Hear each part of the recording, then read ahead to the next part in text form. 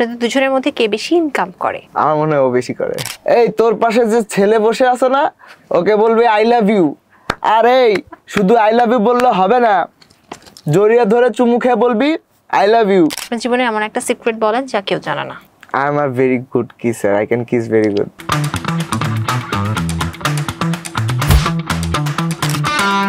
Hello everyone, আপনাদের সবাইকে welcome করছি ফ্ল্যাশ টক সিজন 2-তে। পুরো সময় জুড়ে আপনাদের সাথে আছি আমি তমর রশিদ এবং আজ আমার সাথে রয়েছে আপনাদের সুপরিচিত আলভি আর বেরুনি। তার সাথে আজ অনেক কথা হবে, আড্ডা হবে। তাহলে চলুন আজকের আড্ডা শুরু করি। স্বাগত জানাচ্ছি। কেমন আছেন?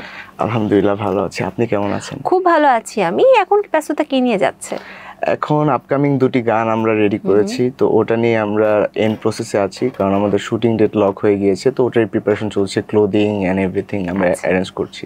মানে বেশিরভাগ সময় এখন সেই গানের পেছনেই ব্যস্ততা চলছে। তার পাশাপাশি কিছু প্রমোশনাল ওয়ার্ক করছি, সেগুলো একসাথে আমরা ম্যানেজ করছি। যেহেতু আমরা এখন সোশ্যাল মিডিয়াতে আসলে প্ল্যাটফর্ম যখন সবগুলো গ্রো করে, আমাদের অনেক প্রমোশনাল কাজ অফারগুলো আসে, তো ওগুলোই করছি পাশাপাশি মিউজিকের পাশাপাশি। খুব ভালো। এই যে সংসার জীবন, বেশ সুন্দর সংসার জীবন আপনাদের, সেটা কেমন কাটছে?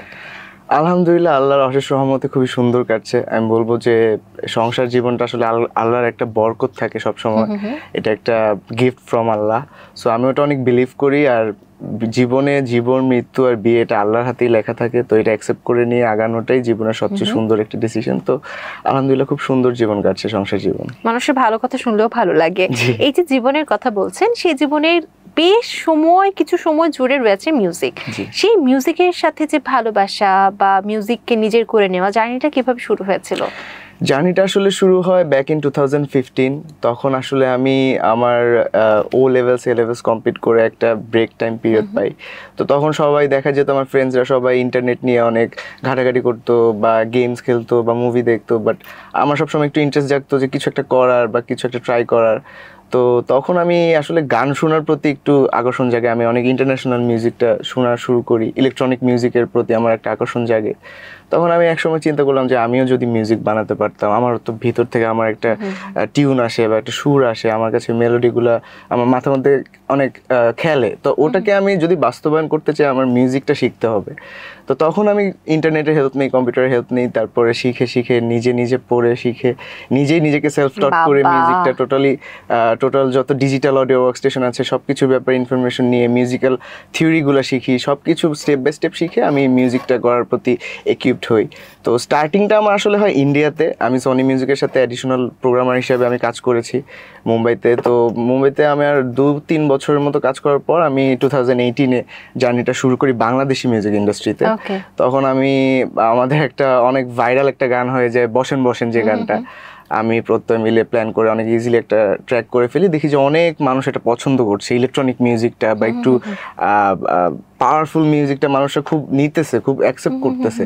একটা নতুন একটা ট্রেন্ড চলে আসে যে মানুষ না গান গেয়েও মানুষের কিছু কথাবার্তা দিয়ে সেটাকে মেলোডাইন করে, টেকনিক্যালি আমরা যদি বলি ডিজিটালি টিউনিং করে সেটাকে সুরের মধ্যে নিয়ে এসে গানের আকারে আমি একটা ধারণ করার একটা টোটাল প্রজেক্টটা মানে আমি ক্রিয়েট করি যে আমরা এই টোটাল জিনিসটা এভাবে অ্যারেঞ্জ করব। তো মানুষরা যখন শুনতে পেলো যে আমরা যেই ডায়লগুলা বা যে ফানি কথাগুলা আমাদের নিউজ ফিডে দেখি বা রিলসে টিকটকে দেখি, সেগুলো দিয়ে টোটাল একটা গান ক্রিয়েট হইতেছে আর অনেক মজাও লাগতেছে, মানুষরা রিলেট করতে পারতেছে। পুরো এক বছরের সবকিছু ছিল একটা গানের মধ্যে, টোটাল একটা ফ্ল্যাশব্যাক, একটা মানুষের খুব নস্টালজিক লাগতো ওই গানগুলো শুনে। তো আমি তখন ডিসাইড করি যে এটাই আমরা কন্টিনিউ করি। ওটা দিয়ে আমরা বেশ কয়েকটা গান রিলিজ করতে থাকি। ওগুলো অনেক মানে মানুষদের অনেক ভালো লাগে, সবাই অনেক অ্যাপ্রিশিয়েট করে। সবগুলোই হিট বলা যায়, সবগুলোই হিট। এই একটা ট্র্যাকও আমাদের ফ্লপ জানি, সবগুলোই হিটে মানুষ অ্যাকসেপ্ট করে। তারপর থেকে আস্তে আস্তে আমার দেখা গেল যে ক্যারিয়ারের দিক থেকে আমি প্রফেশনালিজম জিনিসটা বুঝতে শিখলাম। স্টুডিও জিনিসটা কি, এখানে কিভাবে কাজ করতে হয়। আমি মুভিতে কাজ করেছি, 4টা মুভিতে। তো মুভির ইন্ডাস্ট্রিটা জানলাম, তারা কিভাবে কাজ করে। তো আস্তে আস্তে প্রফেশনাল কাজ শুরু করার মানে স্টার্ট হইল আমার। আর আমি সিএমভিতে তখন একটা ট্র্যাক করলাম সোহাগের সাথে। আমার কম্পোজিশন ছিল লাল শাড়ি পরিয়া কন্যা গানটি শিরোনাম। তো গানটি এখন 100 মিলিয়নের উপরে ভিউ। তো ওটা অনেক হিট হয় ওটা অরিজিনাল হিসেবে। তো তখন থেকে আমার ইন্ডাস্ট্রিতে সবাই চিনতে পারলো যে আমি অফিসিয়ালি কাজ করতেছি। তারপরে আল্লাহর রহমতে সব আর্টিস্টদের সাথেই আমার কাজ করা হয়েছে, সব কুমার বিশ্বজিৎ থেকে শুরু করে তারপরে ফিমেল লিড যারা আছে কর্নিয়া, দেন এভরিওয়ান, সবার সাথে কম বেশি সবার সাথে কাজ করা হয়েছে। সিনেমাতেও কাজ করা হয়। আর এভাবে মিউজিকটাকে আমি আসলে অ্যাডাপ্ট করে নিই যে না আল্লাহ আমাকে একটা গড গিফটেড ট্যালেন্ট দিয়ে পাঠাইছে, যে জিনিসটা আমার মধ্যে আছে, তো আমার এটা স্প্রেড করা দরকার। আমার মিউজিকটা, আমার ভিতরের যে আর্টটা আর্টিস্টিক ওয়েতে পুরো পৃথিবীর কাছে আসলে আমার উচিত রিপ্রেজেন্ট করা। আমি মিউজিকটা নিয়ে আগেলাম তখন। আচ্ছা, তার মানে আলভির জীবনে ফ্লপ কোনো মিউজিক নেই? না, ফ্লপ মিউজিক বলতে আমার আল্লাহর রহমতে তেমন হয়নি। একটা মানে গানের একটা আসলে নির্দিষ্ট ভিউ থাকে বা একটা অডিয়েন্সের একটা এঙ্গেজমেন্ট থাকে, যেটা দিয়ে আমরা ফ্লপ বা হিট যেটা ডিটারমাইন করি। তো সেটার পরিপ্রেক্ষিতে আমি দেখছি যে না, আমি যখন যে কাজই করছি অডিয়েন্সরা ওটা অ্যাকসেপ্ট করছে, অডিয়েন্সরা ওটা নিয়ে অনেক ছড়াইছে, সবাই সব জায়গায় গানটা শুনছে, সবাই অ্যাপ্রিসিয়েট করছে। তো আল্লাহর রহমতে ফ্লপ বলে আমি কখনো ট্র্যাক আমার লাইব্রেরিতে নাই। বিয়ের পরে সুন্দর মুহূর্ত কি? আমরা এরকম প্ল্যান করলাম সাজেক যাব, তো কিছু তো জানি না যে কিভাবে কি যাইতে হয়। তো আমরা চলে গেলাম খাগড়াছড়িতে, ওখান থেকে আমরা সাজেকের উদ্দেশ্যে, ওখানে চাঁদের গাড়ি থাকে, এরকম অনেক ভেহিকেল থেকে এগুলো নিয়ে যেতে হয়। তো আমরা ওইখানে যেখানে যেতেছি সেখানে দেখতেছি মানুষ আমাদের চিনে, তারা আমাদের ফ্যান, তারা আমাদের সাথে ছবি তুলতেছে। তো জিনিসগুলা খুব অবাক হয়ে গেলাম যে আমরা এত দূরে আসছি ঢাকা থেকে, এরকম একটা জায়গায় এসেও মানুষরা, তারাও আমাদের ভিউয়ার, তারাও আমাদের ফলোয়ার, জিনিসটা খুব ভালো লাগে। তারপর আমরা সাজেক পুরাটা ঘুরলাম। সাজেকে অনেক সুন্দর একটা দৃশ্য দেখি, যেটা হচ্ছে আমরা দুজনেই লাইফে ফার্স্ট টাইম দেখি সেটা, যে আমরা মেঘের উপরে, মানে ওখানে এত টপ থাকে, হিল টপ, তো ওখানে আসলে আপনি অ্যাকচুয়ালি মেঘের উপরে থাকেন ওই টাইমটাতে। তো সকালবেলা উঠলে দেখা যায় নিচে মেঘ হইতেছে। তো ওই দৃশ্যটা আসলে আমরা অনেকগুলো ছবি তুলে রাখছি ওইগুলা, যে এত সুন্দর একটা দৃশ্য আমরা লাইফে আগে দেখি না। তখনই সৃষ্টিকর্তার প্রশংসা করি যে না, আল্লাহ অনেক সুন্দর পৃথিবী বানাইছে, আমাদেরও খুব সুন্দর একটা লাইফ দিয়েছে, আমরা এটা দেখতে পারতেছি। তো আমি এটাই বলবো যে কাপলদের বা যারা বিবাহিত জীবন এখন লিড করতেছেন, আপনাদের উচিত বউকে নিয়ে যত বেশি পারেন ঘুরে আসেন। কারণ আপনার বউকে যদি আপনি হ্যাপি রাখতে চান, আমার মতো definitely, so you have to keep your wife with you all the time, আর তাকে নিয়ে ঘুরে আসেন। আমার মনে হচ্ছে আমি কোনো ওই যে লাভ কোচ টাইপের কোনো শো করছি, জীবনের কথা কিভাবে মানে প্রেম ভালো রাখতে হয় এমন কোনো শো। যাই হোক, অনেক আড্ডা হচ্ছে, এবার একটা গেম সেগমেন্টে চলে যাই। ভিউয়ার্স, চলে যাচ্ছে আমাদের গেস দ্য ওয়ার্ড সেগমেন্টে।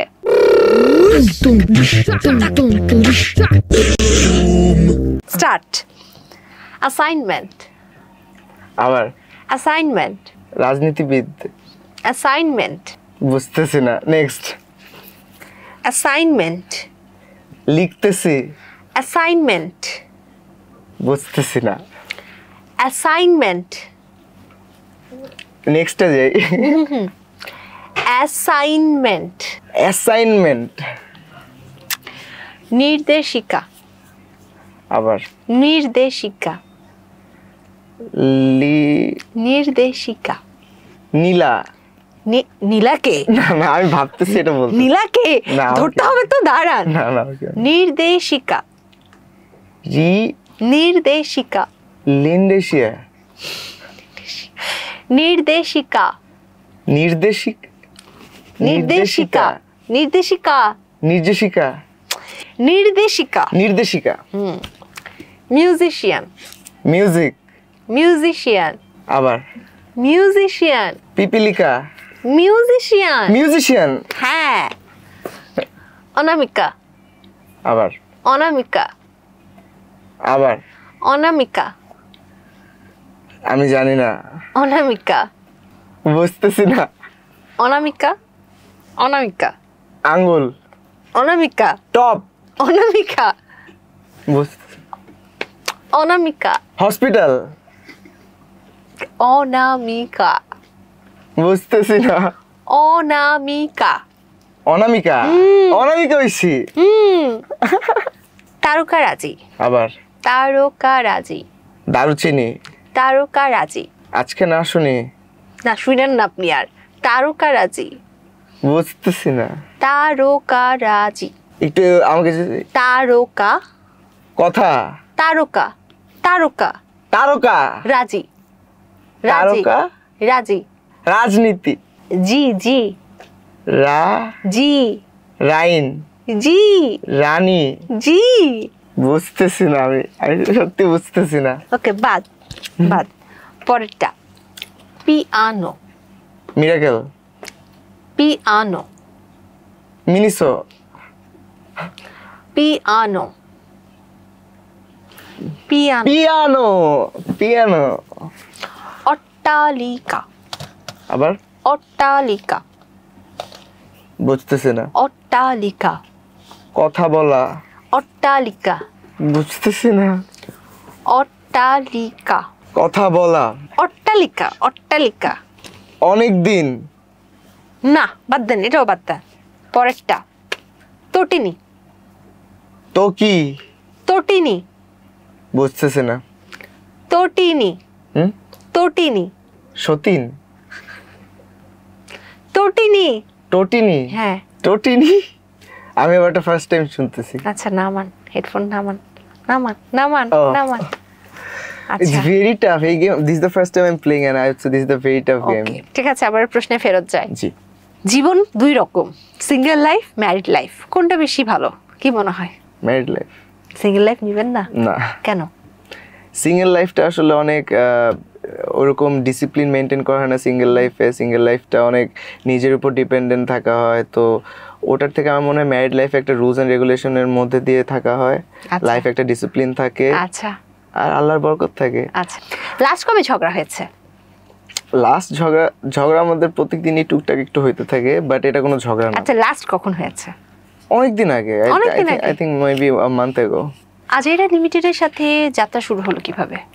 যাত্রা শুরু হলো হচ্ছে প্রত্যয় আমার গান অনেক ফলো করতো, আমার মিউজিক ফলো করতো। তো একদিন আমাকে টেক্সট করে যে আলভি আমরা একসাথে একটা প্রজেক্ট করতে পারি কিনা। তখন আমি বললাম যে হ্যাঁ আমরা করতে পারি, বাট আমাদের দুজনেরই যেই প্রবলেমটা ছিল যে আমাদের কাছে লিরিক্স ছিল না, গান ছিল না কোনো তখন।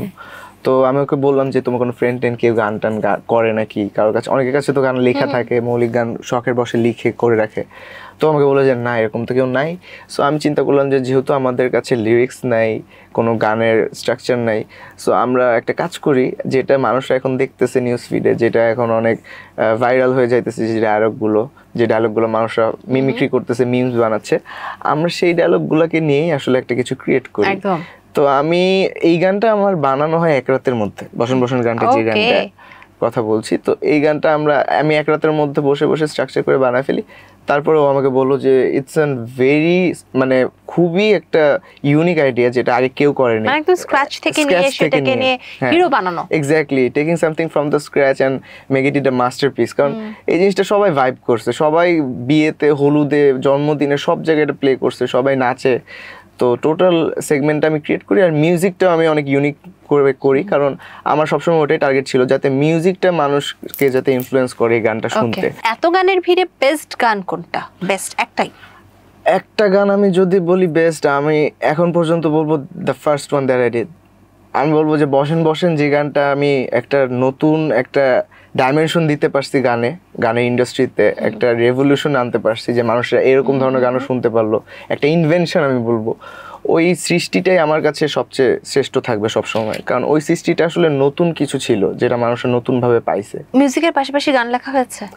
হ্যাঁ, আমি গান লিখেছি, দু তিনটা গান লিখে রেখেছি, ওগুলো আমি সুর করতেছি, ওগুলো আমি আস্তে আস্তে করে রিলিজ করব। বাট এটার মধ্যে একটা মজার বিষয় আছে যে ঐশীও কিন্তু গান লিখতে পারে, আর ঐশী একটা গান লিখেছেও, সেটা আমি শুরু করেছি, আর একটা ডেমো আমি রেডি করেছি।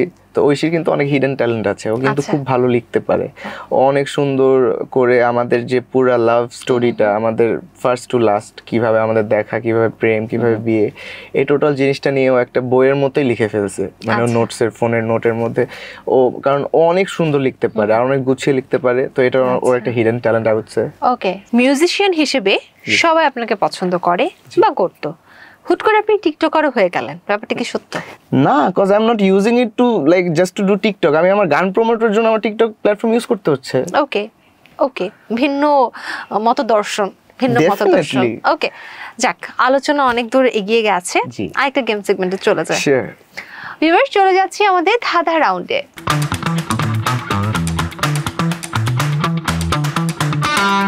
খেলে ভরে না পেট, তবু খায় সবাই, প্রথম অক্ষর বাদ দিলে খেলার নাম হয়। আচ্ছা, বাতাস তো, বাতাস না, এটা তো খেলা না। এটা হিন্দি দেওয়া যাবে না? আমি বোকাদের হিন্দি না। আমি বলবো এটা তো খুব টাফ, মানে সবাই খায় কিন্তু পেট ভরে না, আবার লাস্টের ওয়ার্ড বাদ দিলে একটা, প্রথম অক্ষর বাদ দিলে, প্রথম অক্ষর বাদ দিলে, আচ্ছা আচ্ছা, প্রথম অক্ষর, তাহলে আগে খেলাগুলো সাইড করে, it's like cricket, no football, ওয়ালি না, খেলাটা 2 অক্ষরের খেলা। 2 অক্ষর? হ্যাঁ। আচ্ছা মানে আমি আপনাকে কি বললাম? না আরো ইজি হইছে। হ্যাঁ ঠিক আছে যান, আমি যাচ্ছি না আর আপনাকে কোনো হিন্ট দিতে, আমি হতাশ। না মানে বাংলা ওয়ার্ডই তো 2টা না? হ্যাঁ বাংলা ওয়ার্ডই 2টো। নেটি শিওর হলাম। আর খাবারটা 3 অক্ষরে, যেটা খেলে পেট ভরে না, যেটা কোনো খাবার না। বাতাস? হ্যাঁ প্রথমে তো বলেছিলেন তাস। আচ্ছা আচ্ছা, আমি ফার্স্ট থেকে ভাবছি কি লাস্টের ওয়ার্ড বাদ দিতে হবে, তাই আমি চিন্তা করতেছি যে বাতাসে তো বাতা হয়ে যাবে। দাদা এইভাবে চিন্তা করলে হয় না, হৃদয়কে সাইড করেন, এবার মগজকে, জি মগজকে কেবলমাত্র আপনার কাছে রাখেন। পরে দাদা আপনার জন্য, জি। গিজি গিজি পাতা সোনালী লতা, পাকলে থয় মজলে খায়। পাট? না না না, পাট শাক। পাট শাক না। পাট শাকের পাতা দেখেছেন কিন্তু? না না, সবুজ। আচ্ছা আমি সবুজ সবুজ বলি নাই তো, ব্রাউন কালার। লাইক গিজি গিজি পাতা। গিজি গিজি পাতা জিনিসটা কি আগে বোঝা। গিজি গিজি পাতা মানে ঘন ঘন পাতা, ছোট ছোট ঘন ঘন। হ্যাঁ। সোনালী লতা? সোনালী লতা মানে? সোনালী লতা, সোনালী কালার, সোনালী কালারের লতা। হ্যাঁ। পাকলে থয়? পাকলে ধোয়? থয়। থয়। হ্যাঁ। আর মজলে সবাই খায়? মজলে সবাই খায়। তাহলে হিন্দি? হ্যাঁ হ্যাঁ হ্যাঁ শিওর শিওর। হিন্টের 3 অক্ষরের খাবার। আচ্ছা। খাবারটা ছোট হয়, আমরা যখন খাই সেটার বর্ণ কালচে লাল বা চকলেট কালার টাইপের হয়ে যায়, কালো কালো টাইপের হয়ে যায়। যারা মুসলিম তারা খুব আবেগ নিয়ে খায়। খেজুর? পাশ থেকে বলে দিচ্ছে না, কেউ বলে না, পাশ থেকে বলে দিচ্ছে, আমার কান অবধি আসছে, আমার কান অবধি আসছে। আপনার হিন্ট শুনে আমি বলছি, কারণ যখন শুনছি মুসলিমরা খুব ফেভারিটলি খায়, তা আমরা তো মুসলিমরা একটা খাবারই অনেক পছন্দ করে খাই, সেটা হচ্ছে ডেটস, তো আমি এই জন্য বললাম খেজুর। পরে থাকতে আসি। 4 পায়ে বসি আমরা, 8 পায়ে চলি, বাঘও নয় ভাল্লুকও নই, তবু আস্ত কাঁধে ঝুলি। খাট ঝুলে? না, আবার একটু বলেন। 4 পায়ে বসি আমরা, 8 পায়ে চলি, বাঘও না ভাল্লুকও না, তবু আস্ত কাঁধে ঝুলি। আস্ত কাঁধে ঝুলে? একটু হিন্দি যাবে? কারণ এটা খুব টাফ। প্রাচীনকালে ব্যবহার করা হতো। পালকি? একটু বলাতেই পালকি বুঝে গেছেন? হ্যাঁ। আবার বলে আমার কিন্তু ব্রেইন ভালো না। যাই পরে দাদা, মাথার 3টি মুখ 1টি, ক্ষুধা মোটে পায় না, খেতে দিলে খেতে থাকে, পেট তবু ভরে না। শিখে। মাথা 3টি মুখ 1টি, মাথা 3টি মুখ 1টি। ওকে। ক্ষুধা মোটে পায় না, খেতে দিলে খেতে থাকে, পেট তবু ভরে না। ঘি? না, ঘি 3টা মাথা মুখ থাকে, আমি জানতাম না। জিনিসটার সাথে বাঙালিয়ানা একটা ব্যাপার রয়েছে। আচ্ছা। গ্রামে এখনো হয়তো খুঁজে পাওয়া সম্ভব, শহরে একদম নেই। এটা তো হলো অনেকটা। আমি বলি, এই জিনিসটা যখন ব্যবহার করা হয় তখন ফু দিতে হয়। মাটির চুলা? ড্যাম, আমি তো অনেক পছন্দ করি মাটির চুলা খাবার। আমি বলছিলাম আমারও মাঝে মধ্যে ক্রেভিং হয়। খুব মজা। পরে ধাঁধা। জি। এতটুকু একটা ঘর, চুনকাম করা কোনো মিস্ত্রির সাধ্য নাই যে সেটা ভেঙে আবার করবে। জিনিসটা কি? আমি তো বলবো কবর। না, কবর তৈরি করা সম্ভব, মানে কবর তো আমরাই তৈরি করি। মানে এই জিনিসটা কোনো মানুষ তৈরি করে না, এটা অটোমেটিক্যালি তৈরি হয়। বলতে পারেন এরকম। আচ্ছা, এরকম একটা ঘর কিন্তু কোনো মানুষ বানায় না, একটা ঘর। মৌমাছির চাক, মানে মধুর যে চাকটা, ওটা কিন্তু মৌমাছির ঘর হয়। এটা নিতে পারি, বাট আমি একটা ডিফারেন্ট উত্তর খুঁজছিলাম, বাট এটা আমি নিয়ে নিচ্ছি। ওকে। কোন ফলের বীজ নাই বলো দেখি দাদা, বলতে না পারো তাইলে বুঝবো তুমি একটা হাদা। অলরাইট। ফলটার বীজ নেই, but it's a fruit. It's a fruit, but এটার বীজ নেই। বীজ ছাড়া সেটা গাছ হয়ে যায়। বীজ ছাড়া গাছ হয়ে যায়? গ্রেট। তাইলে আমার তো মনে হয় না, মালটা, কমলা সবকিছুই তো সিড। বড় ফল। বড় ফলটির বাহিরটা শক্ত, ভেতরটা নরম। বাহিরটা শক্ত? কলা? কলার বাইটটা শক্ত হয়? না, না, হ্যাঁ, ওটা তো নিজের বড় বইয়ের একটা হিন্ট না, না। শুনলে একদিন নিশ্চিত সমুদ্রে ডুব খাবেন, নিশ্চিত সমুদ্রে ডুব খাবেন। আরো হিন্ট দিচ্ছি, জি, ফলটার অনেক ডালপালা থাকে। অনেক ডালপালা থাকে। আর এটা কি আমরা লাইক কোন সিজনে পাই?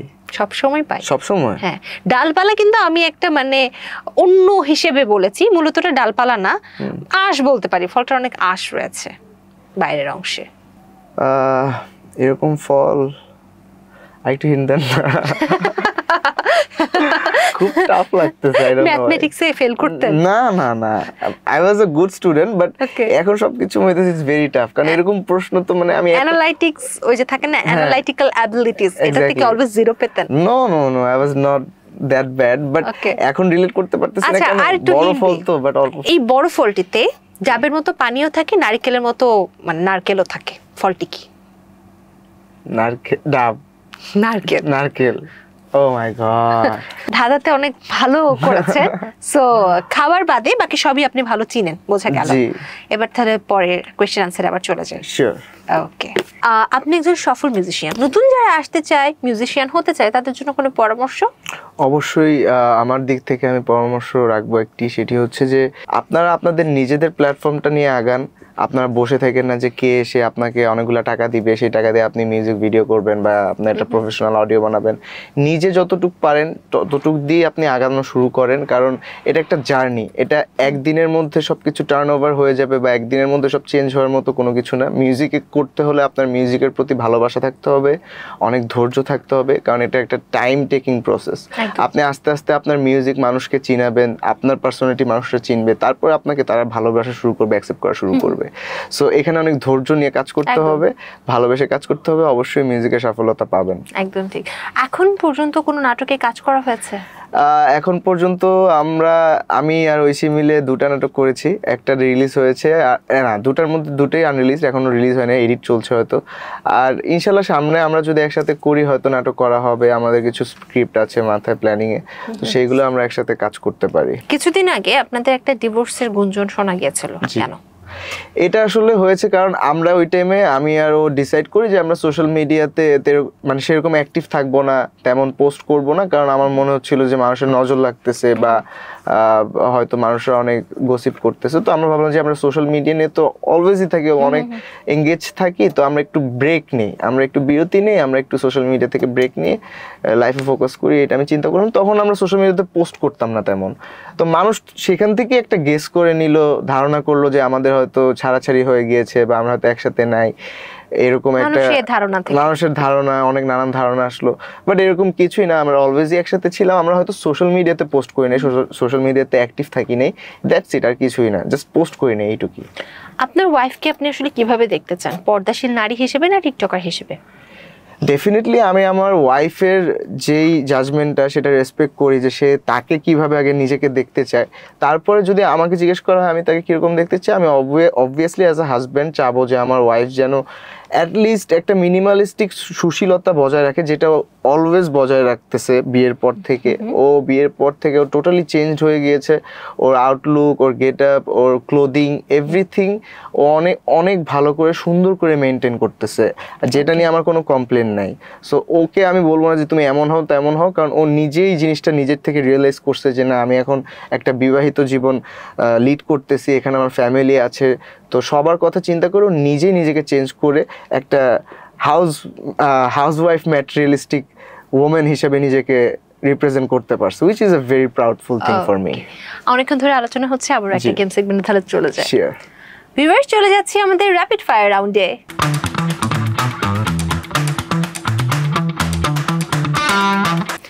আপনাদের দুজনের মধ্যে কে বেশি রোমান্টিক?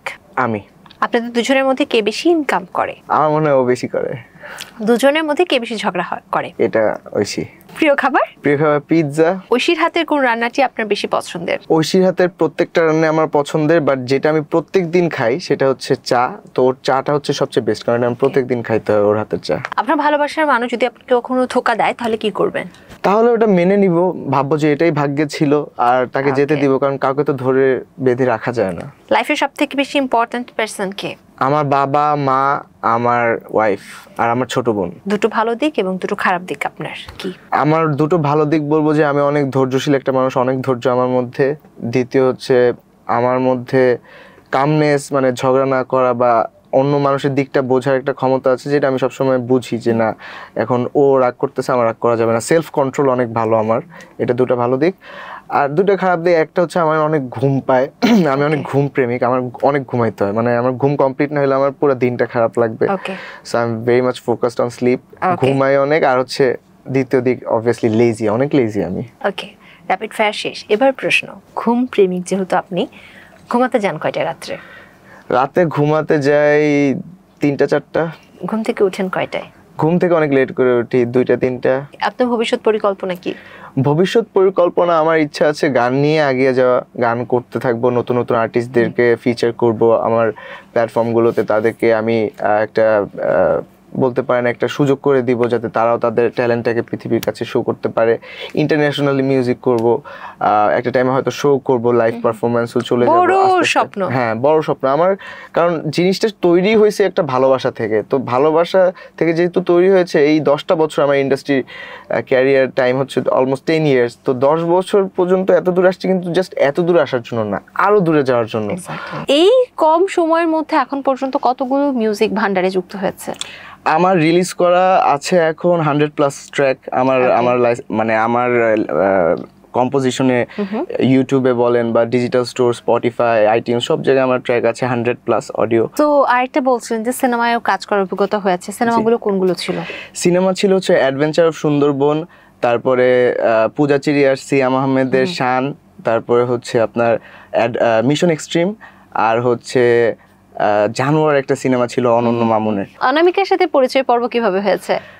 ওর সাথে পরিচয় পর্বটা আসলে হয়েছে, আমরা আমাদের কিছু কমন ফ্রেন্ডরা মিলে আমরা সবাই আগে অনেক হ্যাং আউট করতাম, আড্ডা দিতাম। তো সেখান থেকে ওখানে আমি ওকে ফার্স্টে দেখি। একটা আসলে আমারই একটা গান ছিল কর্নিয়ার সাথে, সেটা হচ্ছে দেখলে তোর একটা গান ছিল। ওই গানটা আমরা একটা লঞ্চিং পার্টি করতেছিলাম, একটা লঞ্চিং ইভেন্ট ছিল। তো লঞ্চিং ইভেন্টে আমি সবাইকে ইনভাইট করি, আবার আমার কিছু ফ্রেন্ডদেরও বলি যে তোমরা তোমার যারা ফ্রেন্ড আছে যারা কাজ করতেছে ইন্ডাস্ট্রিতে সবাইকে ইনভাইট করো, আমার একটা গানের লঞ্চিং ইভেন্ট আছে। তো সেখানে ঐশী আসে আমার গানের লঞ্চিংয়ে, আর আমরা কেকটা কাটি। আর কেকটা কেটে ফার্স্ট কেকের পিসটা আমি ঐশীকেই খাওয়াই। I don't know why, but তখনই আমার ঐশীকে দেখে I have a you can say একটা ইন্টারেস্টিং পয়েন্ট জাগে মনের মধ্যে, যে না she is pretty, she is music বেজে ওঠে। হ্যাঁ, মিউজিক বেজে ওঠে, মিউজিকের নতুন সুর বেজে ওঠে, যেটাকে বলা যায়। কি সুর ছিল? সুরটা আসলে ভালোবাসার প্রথমে ছিল না, কারণ আমি ওই টাইমে যদি বলি আমার একটা মাইন্ডসেট ছিল যে আমি এখন ভালোবাসার দিকে না যাই, আমি সবার সাথে ফ্রেন্ডশিপ জিনিসটাই ধরে রাখি। আচ্ছা, ফ্রেন্ডশিপ জিনিসটাই মানে ফোকাস করি। কাউকে ভালোবাসবেন না, সবার সাথে ফ্রেন্ডশিপ বজায় রাখবেন, এই পর্যন্ত গিয়েছিলেন। মানে সব মেয়েরা আমার ফ্রেন্ড থাকবে, সবার সাথে সুবিধা ভাগাভাগি করব, কিন্তু ভালোবাসায় যাব না। না না, এরকম কিছু না, সবার সাথে একটা ফ্রেন্ডলি আউটলুক রাখবো, কারণ যেহেতু গান করি সবার সাথে একটা সম্পর্ক ভালো রাখতে হয়। এটা আমি আমার ফ্যামিলির কাছে তো শিখছি যে সবার সাথে হ্যাপি থাকবার, যে ভালো মানুষদের সাথে মিশবা, ইটস ফাইন। তো আমরা দুজনের সাথে বন্ধুত্বর সময়টায় আমরা এতটা ক্লোজ হয়েছি, মানে দুজনকে এত বুঝতাম, মাইন্ড রিড করতে পারতাম, যে আমরা ফাইন্ড আউট করি যে না we actually love each other. তো এটা একটা স্টেজে আমরা যে বুঝতে পেরে দুজনকে বলে ফেলি, কারণ আর পারতেছিলাম না বলে। কে আগে ভালোবেসেছে? ভালোবাসাটা আসলে দুজনে একসাথেই হয়েছে, কারণ একসাথে তো না, কারোর একদিন আগে কারোর একদিন পরে, 1 মিনিট আগে হলো, সেটা কার ছিল? আমি বলবো সেটা আমারই ছিল হয়তো। তো বিয়ের আগে যখন প্রেম করতেন তখন স্মরণীয় কোনো ঘটনা আছে? প্রেম করতাম যখন, তখন স্মরণীয় ঘটনা আছে একটা। একদিন হলো কি, আমাকে এমনি বলতেছিল যে আলভি তোমার ঈদ ছিল, ঈদের টাইমটা ছিল, তো বলতেছে যে এবার ঈদে তুমি কি গান বানাইছো, তুমি কি গান রিলিজ করতেছো ঈদে।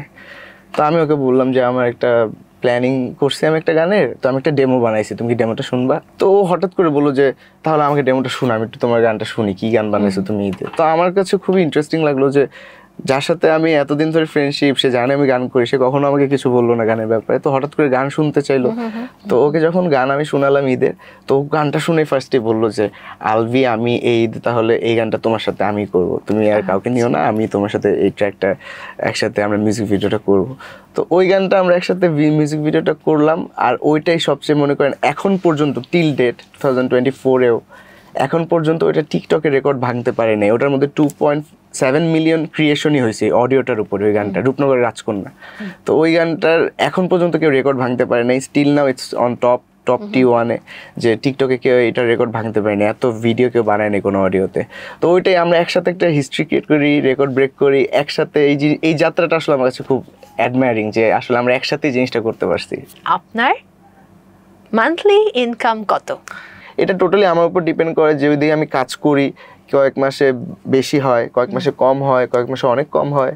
সো এটা টোটালি ডিপেন্ড করে আমার ওয়ার্ক ফ্লোর উপরে, আমি কতটুকু কাজ করতেছি, কতটুকু এফোর্ট দিচ্ছি। So yeah, I would say it's a 6 figure. কত? Maybe 1 lakh plus minus, অনেক সময় আরো অনেক কম, 50,000 আরো বেশি, আবার অনেক বেশি। কত বেশি? সর্বোচ্চ কত? সর্বোচ্চ এটা আসলে খুব টাফ বলা। সর্বোচ্চ কত হয়েছে যদি বলি তাহলে হ্যাঁ, মেবি 4-5 এক মাসে। হ্যাঁ। ওকে, এবার আপনার জীবনে এমন একটা সিক্রেট বলেন যা কেউ জানে না। I am a very good kisser. I can kiss very good. ও, এটা একটা সিক্রেট। এটা secret, my wife says that. আমার বউ বলে এটা always. বেহাইয়া মানুষজনে পৃথিবী ভরে গেছে, ইন্নাল হারাম। যাই, আমি আমার ওয়াইফের সাথে করলে সেটা হারাম না, সেটা ইটস আ সোয়াব। না, এটা এরকম বলতেছেন, এটা কোনো সিক্রেট হলো? যাই, আমরা টপিক বাদ, আমরা এবার একটা গেম সেগমেন্টে চলে যাই। জি ভিউয়ার্স, চলে যাচ্ছি আমাদের পরবর্তী সেগমেন্ট অ্যাক্টিং রাউন্ডে।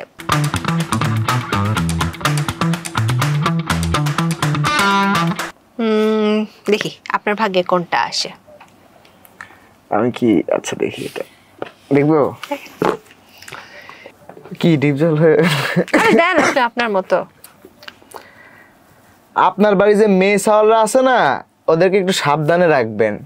মাঝে মধ্যে আমার মাথা খুব গরম হয়ে যায়, ওদের উপর অত্যাচার হইতে পারে। আচ্ছা তাই? আচ্ছা, আর এখানে আরেকটা চুজ করেন। আচ্ছা, আরেকটা চুজ করলাম। এটা ওরাও কেমন করে যেন একটু কথা বলে তোমার। এই তোর পাশে যে ছেলে বসে আছে না, ওকে বলবি আই লাভ ইউ। আর এই শুধু আই লাভ ইউ বললে হবে না, জড়িয়ে ধরে চুমু খেয়ে বলবি আই লাভ ইউ। এবার পারফেক্ট। সো একটু জানতে চাই কেমন লাগছে? না, ইটস ভেরি নাইস। আপনাদের প্রোগ্রামটা খুব ভালো লাগলো, খুবই এন্টারটেইনিং, খুবই সুন্দর। খারাপ বলার চান্স না, একদম গুলি করে উড়িয়ে দেব। না, ডেফিনেটলি খুব সুন্দর প্রোগ্রাম। আর thank you so much flash talk for inviting us today. It was very nice, খুব সুন্দর একটা সময় কেটেছে, আর খুব মজার গেমস খেলেছি। এটা আমার কাছে খুব এন্টারটেইনিং লাগলো, কারণ ইউজুয়ালি অন্য টক শোতে একটু বোরিং থাকে, এরকম সেগমেন্ট থাকে না, which is great. So hope for the best, আপনারা আরো আগিয়ে যান, সবসময় আপনাদের পাশে থাকবো ইনশাল্লাহ। থ্যাংক ইউ টু আলভি যে আপনি আজ এসেছেন। খুব সুন্দর একটা মানে গেমের ফাঁকে ফাঁকে কোয়েশ্চেনের অ্যান্সারও আমরা পেয়ে গেলাম আপনার কাছ থেকে। বাট লাস্ট যে কোয়েশ্চেনটা আজকে করতে চাই, দিয়ে শেষ করতে চাই, আপনার নামের অর্থ কি? লাস্টে আল ব্রুনি, এটার মানে কি? আল বেরুনি অ্যাকচুয়ালি আমার দাদা ভাই আমার নামটা রেখেছেন আমার জন্ম হওয়ার পর। আল বেরুনি ছিলেন হচ্ছে পুরা পৃথিবীর দ্বিতীয় শ্রেষ্ঠ মুসলিম সায়েন্টিস্ট। তো সে ছিলেন, তার নাম ছিলেন আল বেরুনি। তো সেখান থেকে এটা একটা অ্যারাবিক নেম, খুবই রেসপেক্টফুল একটা নেম। তো এই নামটা আমার দাদা ভাই আমার জন্য রাখে, আর যেটা আমার কাছে সবচেয়ে ইউনিক লাগছে, কারণ আল বেরুনি নামটা খুবই uncommon. Okay, best of luck সামনে নতুন নতুন কাজের জন্য, নিশ্চয়ই আবারও দেখা হবে ইনশাআল্লাহ। সো ভিউয়ার্স, এই ছিল আমাদের আজকে ফ্ল্যাশ টক সিজন 2 এর আয়োজন। কেমন লাগলো আপনাদের কমেন্টে জানাবেন। আগামী পর্বে আবারও চলে আসবো আপনাদের পছন্দের কাউকে নিয়ে। সে পর্যন্ত ভালো থাকুন, সুস্থ থাকুন, ফ্ল্যাশ টকের সাথেই থাকুন।